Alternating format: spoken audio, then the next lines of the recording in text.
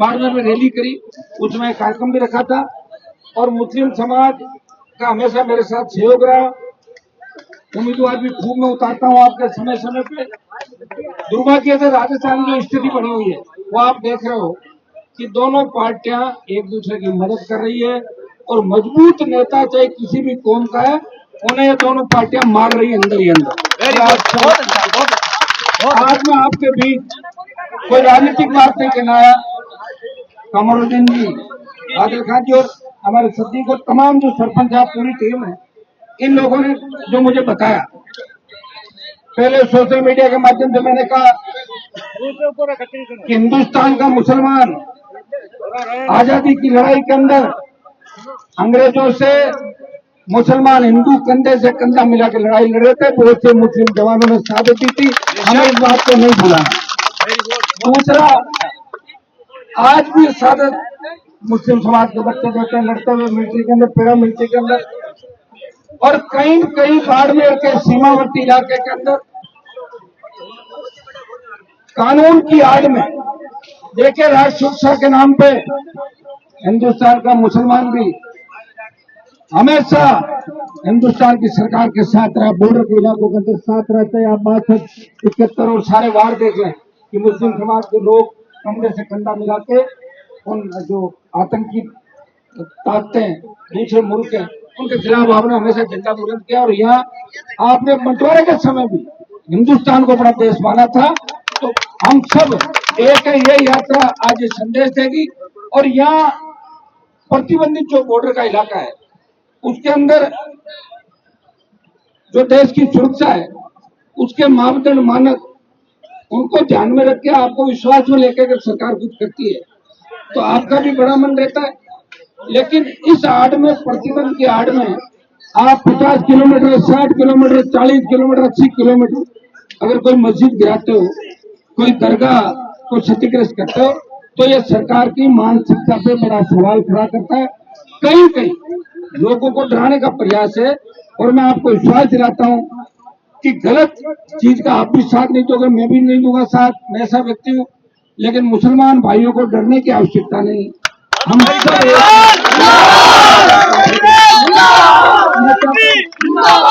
जिस तरह हमारा जाट समाज है और सिंधी मुसलमान ये भी पशुपालक के, बड़े पशुपालक हमेशा साथ रहे, लड़ाके हैं और निश्चित रूप से हम सब मिलकर नए हिंदुस्तान का निर्माण करेंगे। अकेला कोई व्यक्ति नहीं कर सकता।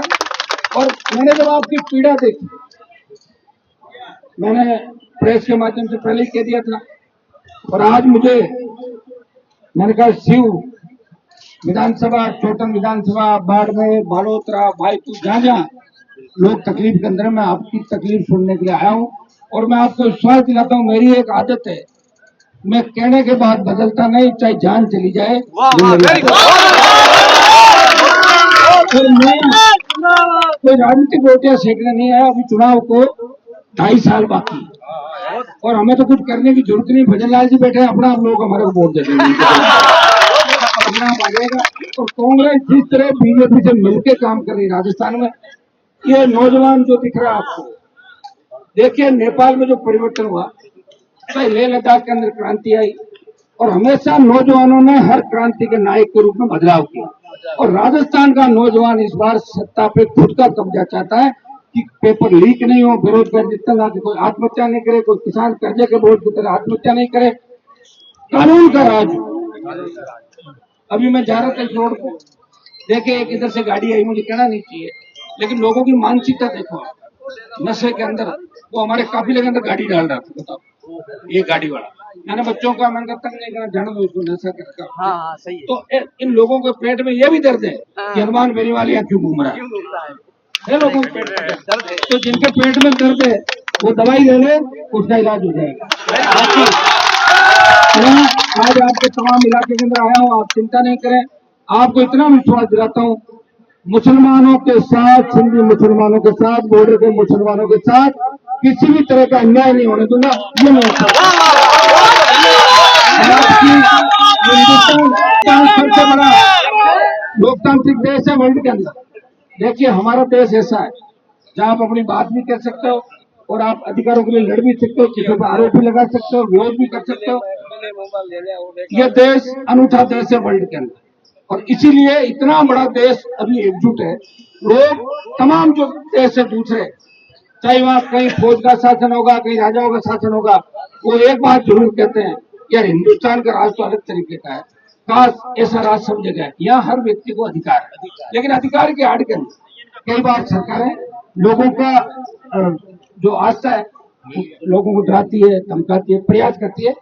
लेकिन हमारे जैसे जो नेता है, जो गांव से उठ के आए हैं, जो इस माहौल से उठ के आए हैं, उनको पता है लड़ाई करके ही और लोगों को समझा के, लोगों के लिए लड़के और लोगों का दिल जीत के ही व्यवस्था को आगे बढ़ाया जा सकता है। ये आज तमाम इस बॉर्डर के इलाके के अंदर मैं आपको एक आश्वासन दूंगा कि कानून की आड़ के अंदर किसी भी तरह लोगों को सरकार नहीं डराए, चाहे राजस्थान की सरकार हो, दिल्ली की सरकार हो। सही बात में डरने वालों में से नहीं है, और सही बात के लिए अगर कोई आपको डराएगा तो हनुमान बेनीवाल आपके आगे आके खड़ा हो जाएगा, ये मुझे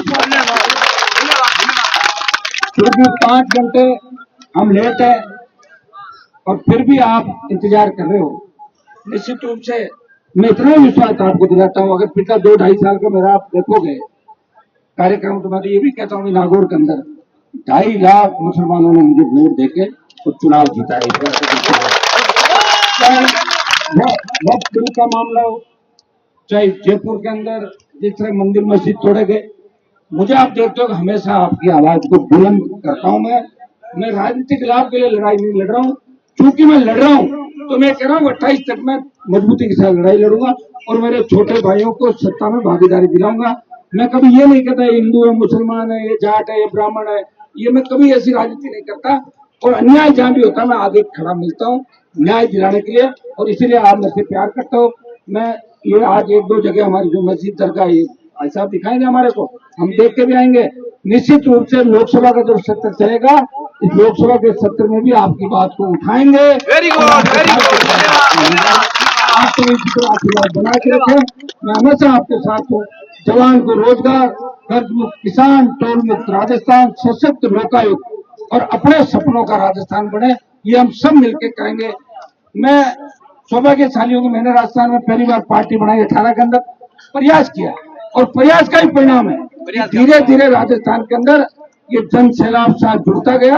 और 28 में मुझे लग रहा है कि तूफान सुनामी आएगी, क्योंकि उत्तर प्रदेश, बिहार से लेकर 15 ज्यादा राज्य ऐसे हैं, मुसलमान जिधर चला उधर ही तीसरा मोर्चा बन गया। मेरे साथ अगर जुड़ गए तो फिर कहने की आवश्यकता नहीं है। सीटें सीधी 125 जाती है 200 के अंदर, ये बाढ़ में से चालू होता है और भरपूर अंदर से उठता है, वहां पर देखा होगा।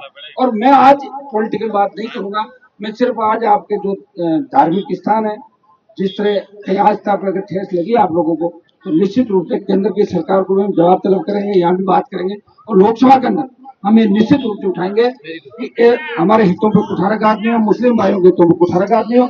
ये संदेश करें। सद्भावना यात्रा आप देखिए, इतने हमारे हिंदू बच्चे भी साथ चल रहे हैं, जितने आप उतने गाड़ियों के अंदर ट्रेन तक बैठे वगैरह। सद्भावना यात्रा जरूरी है।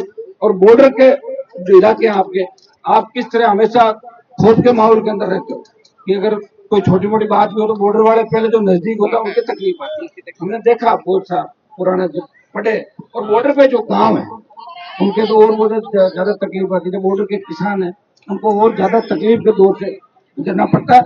तो मैं इतना ही आश्वासन आपको दूंगा, एक बार बैठ के सारे ज्ञापन जहाँ जाओगे सारी घटनाक्रम कर लेंगे। और सरकार तो आज आप ध्यान रख लीजिए, आपको चिंता करने की जरूरत नहीं, सरकार तो खुद ध्यान रख रही है। यार इतना जन सैलाब उभर गया कि क्या होगा, सरकार तो चिंता में, इसलिए आप चिंता मत करें। आपकी सारी चिंताएं मुझे दे दें, मैं सारी चिंताएं ले जाके और आपकी और ले जाकर चिंताओं को और ले जाकर दिल्ली की तरफ बात दूंगा सारी। आप चिंता नहीं करें, आप मजबूत रहें और मैं हमेशा आपके साथ मिलूंगा।